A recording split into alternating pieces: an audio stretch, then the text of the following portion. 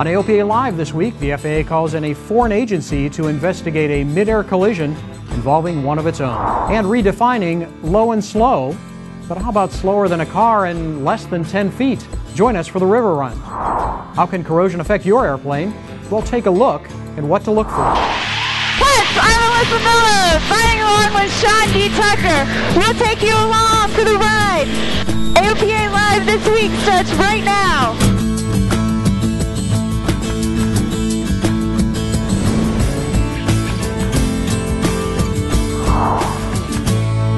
Hello and welcome to AOPA Live this week for May 31st. I'm Tom Haynes. Our top story this week, the Canadian Transportation Safety Board is being called in to investigate a midair collision over Virginia. That's because one aircraft was owned by an FAA employee, the other belonged to an NTSB employee. The preliminary report and news stories say the Cherokee 140 collided with a V-tail Bonanza near Warrenton Airport in Virginia on Memorial Day. The Cherokee pilot survived, but the NTSB employee flying the Bonanza did not, and neither did his passenger, a CFI. While it is way too early to begin to understand what happened in this accident, there is a lot we know about midair collisions in general and what you can do to avoid them. We talked with our own safety expert, Bruce Landsberg, of the AOPA Air Safety Institute to learn more. Are unfortunately a part of flying. The saying goes that when they put the second airplane up after Wilbur Orville first flew, that the potential for midair collisions increased. Over the last 20 years, the average has been about one midair collision nationally a month, which on the grand scheme of things is a very, very low number. About 60% of midair accidents are fatal. Some people think if you have a midair, it's automatically fatal. The answer is no, it's not. But it is significantly worse than GA accidents as a whole. Typically, only 1 in 5 is going to be fatal. So midair accidents are serious. The good news in all of this is that the trend has very definitely been down over the last 5 years or so. Does the Air Safety Institute have some resources to help pilots learn about midairs and how to avoid them? We do.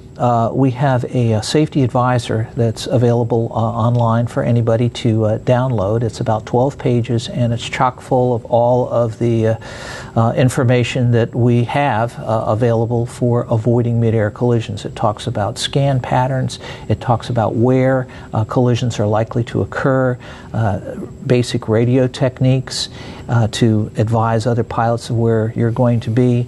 The sterile cockpit is something that we highly recommend, that when you are within 10 miles of any airport that you're focusing exclusively on operational items, which includes scanning outside. The other thing is to make sure that you have your avionics programmed for both communication and navigation so that you can be heads up and eyes outside as you get to what is a high-density traffic area. Bruce has many more tips. You can see the complete interview on AOPALive.org. Search for midair. And turning to another safety issue now, the thunderstorm season is well upon us. How likely is it that you'll encounter a thunderstorm along your route of flight? And more importantly, what tools can help you avoid one?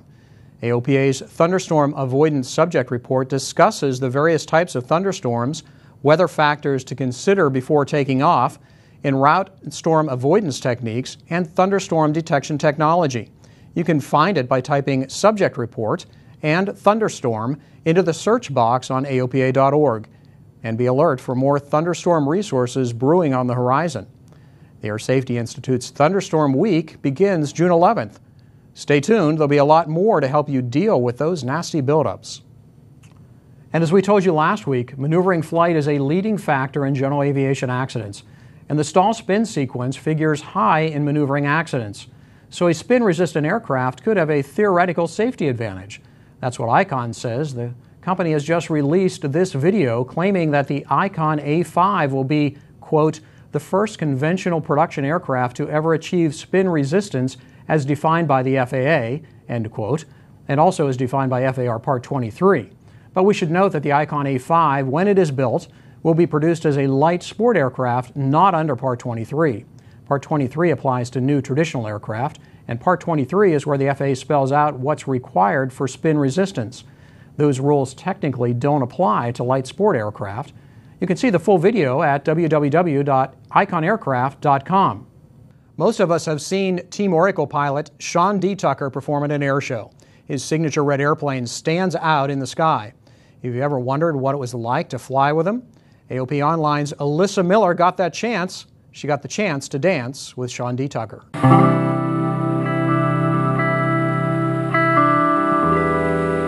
Sean D. Tucker doesn't just fly the airplane. He dances in the sky. Be a dancer. Up we go. All right. Right there. Relax. Roll it, baby. That's really hard, isn't it?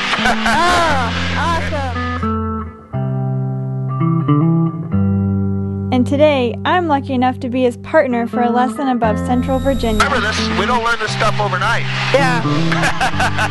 Sure is fun though, isn't it? Oh, it's a tremendous amount of fun. We did loops and rolls and an inverted flat spin. There's one.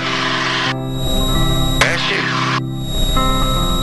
3, 4, you recover. Power off. The dance was graceful but powerful. How do you feel? I like it.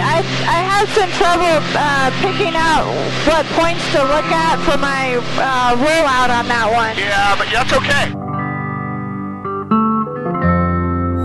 I just love the challenge of aerobatic flying, you know. I've dedicated my whole life to this, and I'm still learning. I am still so infatuated with trying to do it correctly. For an aerobatic newbie, some of the steps were a bit challenging. Let's go. Keep her going, keep her going. But I got high marks from one of the best. There we go. She's really good. I mean, she really took control of that airplane. She wanted to harmonize herself with the airplane. What I mean by that is she wanted to understand the nuance of this flying machine and how to just caress it through the sky. And she was excellent at it. Even if my moves weren't quite as graceful. Perfect. Can I do a Sean D. Tucker ballistic? That's how fast it will really roll. You ready? We'll do about a 3 rolls. Okay, you ready? And hit it.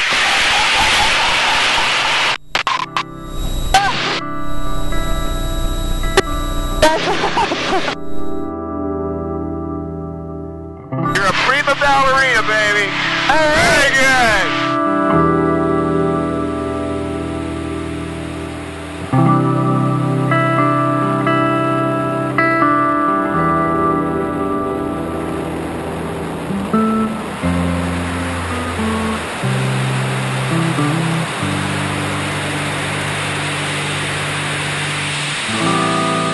Great.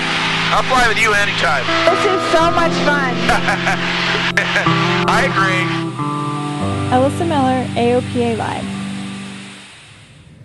Oh my, what a ride. Incredible experience. With me in the studio now is our own Alyssa Miller. Welcome, Alyssa. Thank you. Geez, what an experience. Have you ever done any aerobatics like that before or pulled G's like that before? I've done some basic aerobatics in a Citabria, but the most we pulled were 3.5 positive Gs. And with Sean, we went from -4 in the outside loop, I thought my head was going to explode, to +5 Gs. Holy cow. Yeah, that's so amazing. It was definitely tough on the body. And about 10 minutes after we landed, I really started feeling it, needed to get some water and take a little break. But I never got sick. He kept checking in between the maneuvers, and they had a handy little 6-zack right there by the pilot seat, but I never needed it. Good for you. So I know in the little bit of aerobatics that I've done, it's really the negative Gs that tend to get to me. Was that your experience, that was actually more difficult handling the negative Gs? Yeah, and that was my first time, so I didn't know what to expect. Sean briefed me beforehand to just stay calm and exhale, and that would help relieve the pressure. But as we were going into the outside loop, I just felt all the blood rushing to my head, and as we got more into the maneuver, the pain kept increasing, and I was trying to think, how am I going to tell him I need to stop? About that time that the maneuver ended, I actually busted a couple of blood vessels in my eyes. I noticed that a couple of days after you got back. Yeah, but it's just proof that I can do the Jimmy Doolittle outside loop. Yeah, good for you. So the Extra 300, had you flown an Extra before? Never, and it is an amazing flying machine, yeah. Yeah, very responsive. Yes, and actually the first time when Sean was transferring the control of the airplane to me, he said, "Can you feel my inputs?" I felt nothing, and I would have sworn he was just messing with me, except we went from a climb to a climbing turn, so I knew something had to change. Wow. So what's your next aerobatic adventure? What are you going to do next? You know, there's a Citabria in D.C. that I'd like to go up and do some more aerobatics in it, but I'm hoping for another flight with Sean. Once you've been there with him, it's kind of hard to go back to Citabria, isn't it? Exactly, yeah. All right, Alyssa, thanks for joining us in the on the studio here at AOPA Live. And when we come back, AOPA honors veterans and the River Run. Find out how low and slow you can actually fly. You're watching AOPA Live this week. We're celebrating the 10th anniversary of the legendary SR-22 by creating a tribute to Cirrus's innovation. We've held nothing back. Call now to own a piece of history. Welcome back. Last weekend was Memorial Day, when the nation honors those who've made the ultimate sacrifice in serving our nation. And to honor the service of active duty military members, AOPA is proud to offer them a complimentary one-year membership in AOPA. This free membership is designed to allow military members to take their love of aviation beyond their uniform. I believe that there's a tremendous opportunity for military aviators beyond the uniform, and hope that they can continue their love of aviation by becoming a member of AOPA and continuing long after their military career. But it's not just aviators, it's a complimentary membership for anyone active duty military. You can learn more about this special program for military personnel by going to www.aopa.org/military1. Many military members return from service with lasting physical impairments. That doesn't stop them from wanting to lead a full life. We caught up with one wounded warrior who followed his dream to become a sport pilot, even after sacrificing 2 limbs in combat. Meet Adam Kaczewski. I have an amputated right leg below the knee, an amputated left arm at the shoulder, and limb salvage on my left leg.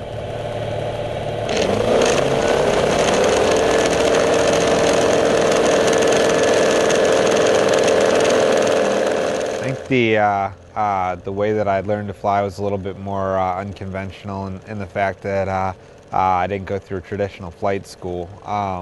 But really the biggest struggles I'd had with learning to fly were more the academic side of things, and just having to study to learn, all the material, probably a lot harder than most people did. My injuries certainly played a role in certain maneuvers like stalls and last-minute go-arounds, but after spending maybe an extra half hour of just practice and drill and figuring out how I was going to be able to do it, it really didn't seem to play much of a factor beyond that. What a great attitude. You'll see more about Adam and his story later this summer on AOPA Live. Well, you too can learn to fly, of course, and we at AOPA are making it easy for those who live near our home base in Frederick, Maryland. AOPA is hosting a Learn to Fly Day on Saturday, June 2nd. AOPA Manager of Prospective Pilot and Youth Outreach, Brittany McCulka, says there's going to be a lot going on. We are going to have free flights for everybody. That includes kids, adults, grandparents, anyone who wants to come and learn how to fly. We're going to put them in an airplane. We'll have a static display with helicopters, gliders, and activities for kids to do while they wait for the aircraft rides as well. So I think it's going to be a really fun day out at the airport. The event is part of EAA's International Learn to Fly Day earlier in May, and we had to postpone ours due to the G8 Summit here at Camp David just up the road. You can learn more about the event right now on AOPA.org. Sportys Pilot Shop is working to make it easier for you to learn to fly. AOPA Flight Training Editor Ian Twombly takes a look at Sportys' Learn to Fly program. We're here today to talk about the Sportys Learn to Fly course. And really what I'm holding here is somebody's invitation to flying. This is all you would need from first flight all the way through the private practical. Sportys has done a really smart thing here, and so they've put all 3 courses into one, the Sport Pilot, Recreational, and Private. So really, the student doesn't need to make a choice when they buy anymore. It all just comes down to this one course. It's $249. And their theme here is really flexibility. I'm holding the most antiquated version of the course, which is DVDs, and this is just out. You can also get it on iPad. It's a native iOS app, so you can watch these full videos on the iPad, or if you really want to do it on the go, on your iPhone. Or there's an online course which has a really nice interactive user interface. It's HTML5, and that means it'll work on pretty much any browser except your old Internet Explorer, which really, honestly, you need to upgrade anyway. So if you get into the course, they kind of help you out and make decisions along the way. There's videos, and there's sort of a timeline here that you can watch as you go. So it's really everything you need. There's a logbook, there's a syllabus, there's test questions. It's really a fantastic product, and Sportys prides themselves on presentation, and they've done a great job with this. So anybody you know is learning how to fly, or if you're learning how to fly, I think Sportys is a great way to go. As we showed you last Thursday on AOPA Live this week, AOPA Pilot Senior Editor Dave Hirschman and AOPA Live's Paul Harrop spent several days ferrying an amphibious Aircam from Florida to Minnesota by way of the Mississippi River. The guys are back, more than a little windblown, and the adventure continues, and Paul has a look at the river run. We start our grand adventure in Sebring, Florida at Lockwood Aviation. AOPA Pilot Senior Editor Dave Hirschman and I are on a mission to ferry this Aircam November 612 Whiskey Foxtrot from the hands of its designer, Phil Lockwood, into the hands of its owner, Walt Fricke, in Minneapolis. You got quite a trip coming up ahead of you. We arrive in the morning as finishing touches are being put on the amphibious experimental. So they're just giving her a bath now. The bright red paint glimmers under yellow rays of tropical sunshine. Everything is perfect, but it wasn't always this rosy for 2 Whiskey Fox. It was in a lot different shape this time last year.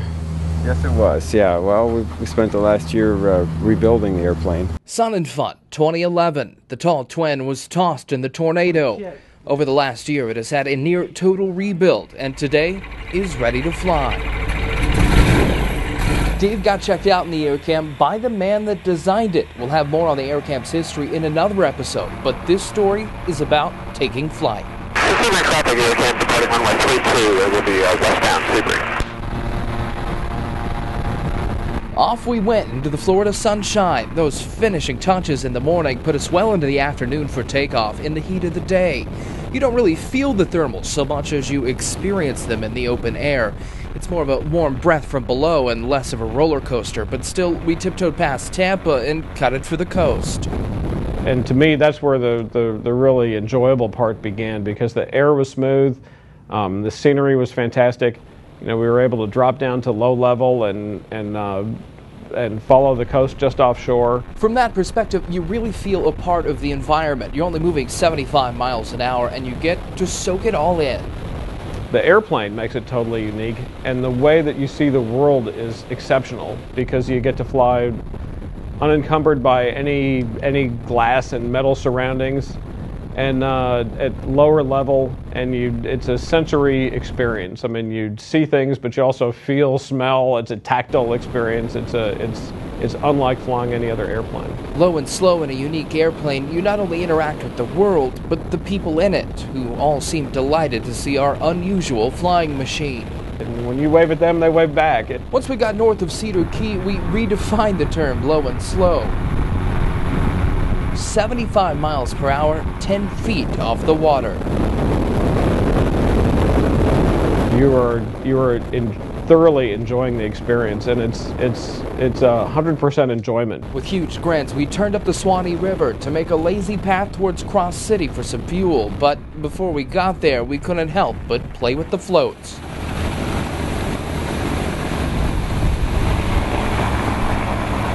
I guess we'd landed in the Swanee River, nice soft landing and beautiful scenery. We looked around for a little while, and when we took off, there was about a 5-foot sturgeon that just leaped out of the water in front of us, and silver-sided fish, afternoon sun, just water gleaming, and I can say that I have never seen anything like that from an airplane before.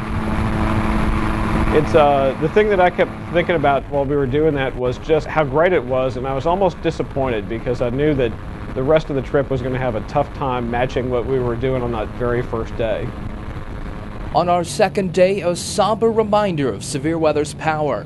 The first leg took us to Tuscaloosa, Alabama. From an airplane that has felt the destruction of a tornado, we could see the damage path of the Tuscaloosa tornado still carved into the city. And you just see the trails of bare foundations of homes that used to exist in those residential neighborhoods. I mean, that really is impressive. That leaves an impact. A few more hours of flight, and we got closer to our path. Okay, we got the Mississippi River in sight. In part 2, we'll dance with another Aircam over Memphis, see the gateway to the west at eye level, and watch the river change as we head north on the River Run. Paul Harrop, AOPA Live. What an experience those two had. Ride along on the next leg of the journey next Thursday on AOPA Live this week. You don't want to miss the Aircam being delivered back to its owner, Walt Fricke, after more than a year. You may remember that Walt Fricke is the founder of the Veterans Airlift Command. When AOPA Live this week continues, fighting the corrosion battle in the Prius of the air.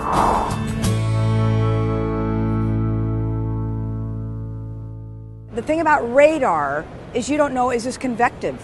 Whereas storm scope, no question what it is. It will save your butt and your airplane.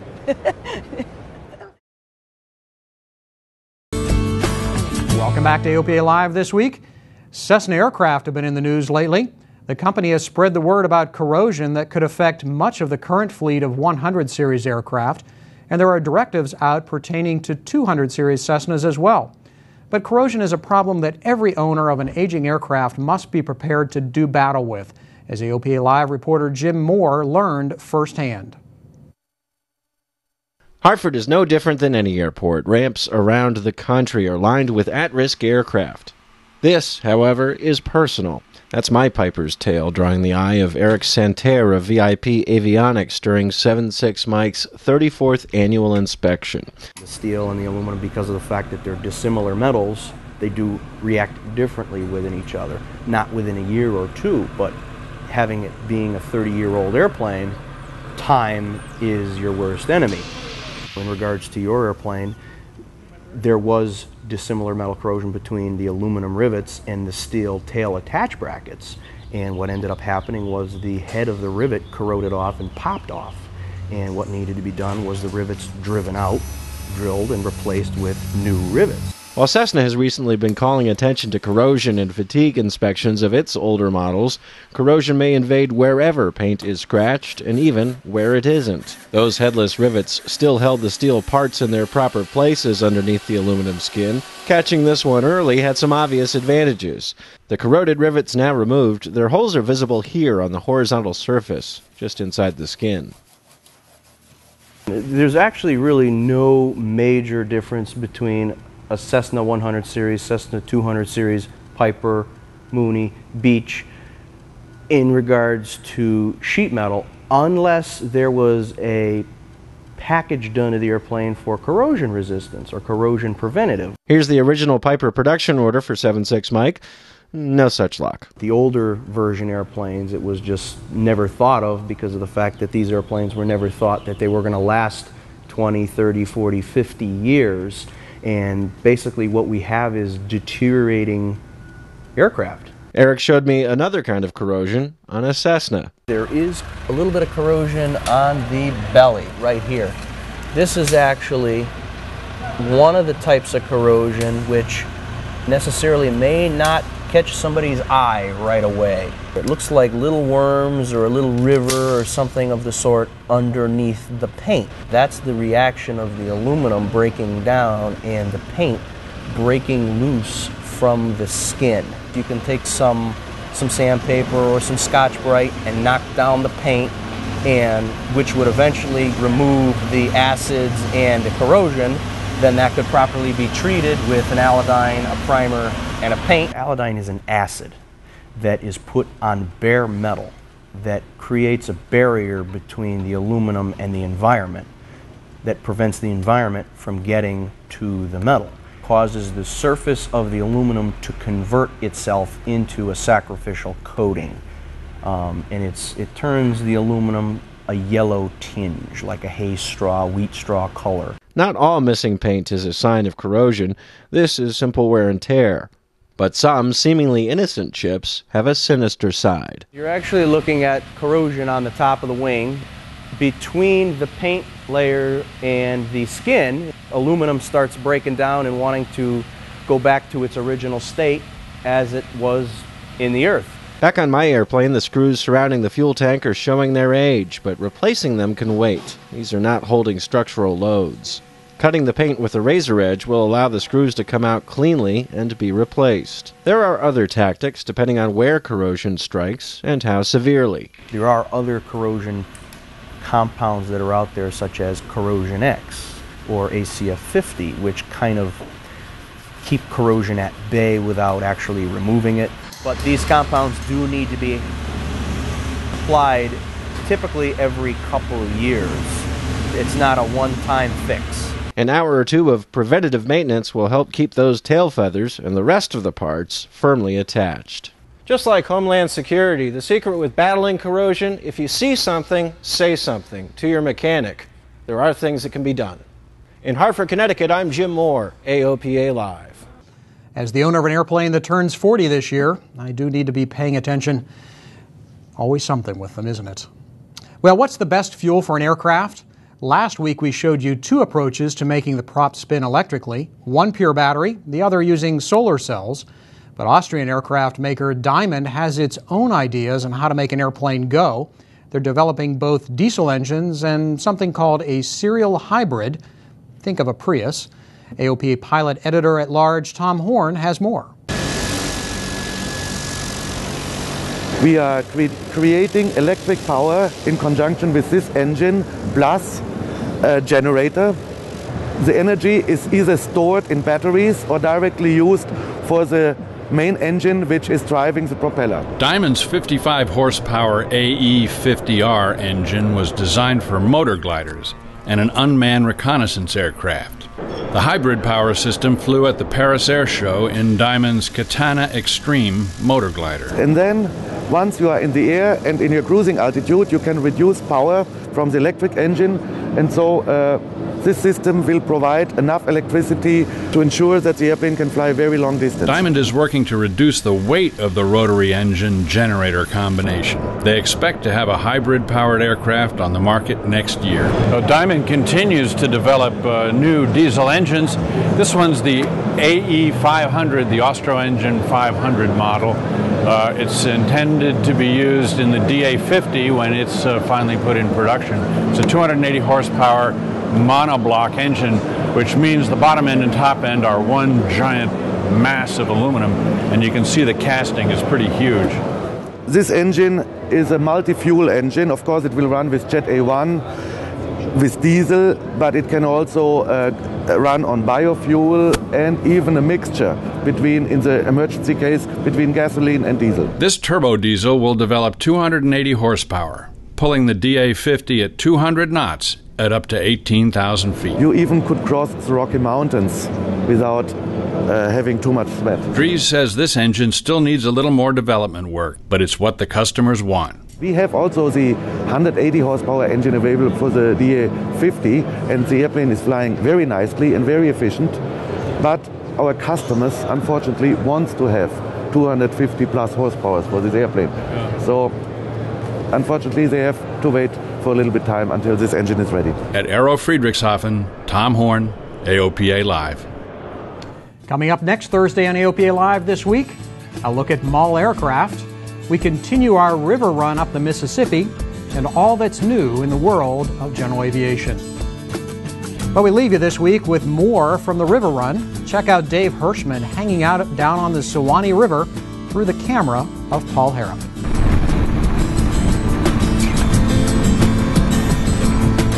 Okay, we're going to go touchdown. We're going to do a little touch and go with this in the river. Awesome. Okay, ready for a takeoff? Yeah, go ahead. All right, here we go.